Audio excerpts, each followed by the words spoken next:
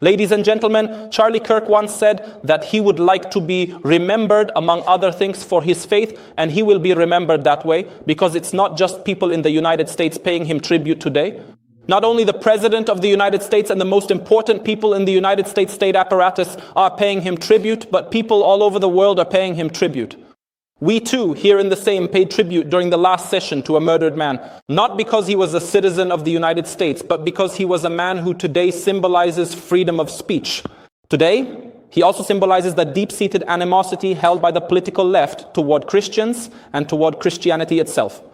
Some of the very first decisions of Donald Trump's administration after assuming power concerned the creation of a team, a dedicated team of prosecutors within the White House. Their primary mission was to identify and prosecute crimes related to offenses against Christianity, including crimes of so-called, one might say in leftist terms, hate speech directed against Christians. They noticed this in the United States a long time ago. We in Poland noticed it too, because as sovereign Poland, we collected over 400,000 signatures for a bill in defense of Christians. That bill was, of course, shredded, a citizens' bill completely shredded by the Civic Coalition. Minister Warchow will probably remind us about that in a moment. But among others, organizations like Fide Defensor, which reported on crimes against Christians, were completely destroyed by Adam Bodnar right after taking power.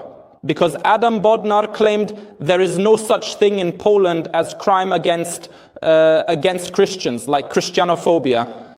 And is there such crime? This, ladies and gentlemen, is a post from today.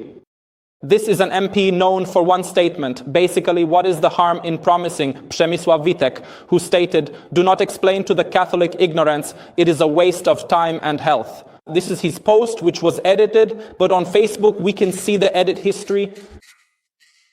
Well, if an MP from the ruling coalition writes publicly on his city's forum about Catholic ignorance, then the question is, well, is this an approach full of tolerance? This is hatred directed at a specific religious group. If we substituted Catholic ignorance with another religion, followers of another religion, there would immediately be accusations of hate speech. In this instance, the Civic Coalition has remained completely silent to this day. What is extremely important, we are writing an interpellation together with other MPs from the Law and Justice Club, addressed to Prime Minister Donald Tusk. We demand that we move in the same direction as the United States, as Hungary, so that Poland proposes at the European Union Forum to recognize Antifa as a terrorist organization. In Polish law, you cannot list an organization. There is no such list. But there is such a list at the European Union Forum, also in accordance with the guidelines of the United Nations. And for an organization to be listed, to be put on such a list, the Ministry of Interior or the Ministry of Foreign Affairs must make a request. We are calling for an organization that uses violence in public spaces, which leads to tragedies like that of Charlie Kirk Mintesh, to be officially recognized in Poland and throughout the European Union as a terrorist organization. We hope that the government of Donald Tusk, while looking carefully at what has happened in the United States, but also considering the rising wave of hatred, will take this step, this very important step, and perhaps in this case cooperate with the government of Viktor Orban. And let us remember, in Zgorzelec, very soon indeed, the German Antifa movement is organizing its demonstration right on the Polish-German border. Therefore, it is all the more symbolic for us to do it at this very moment.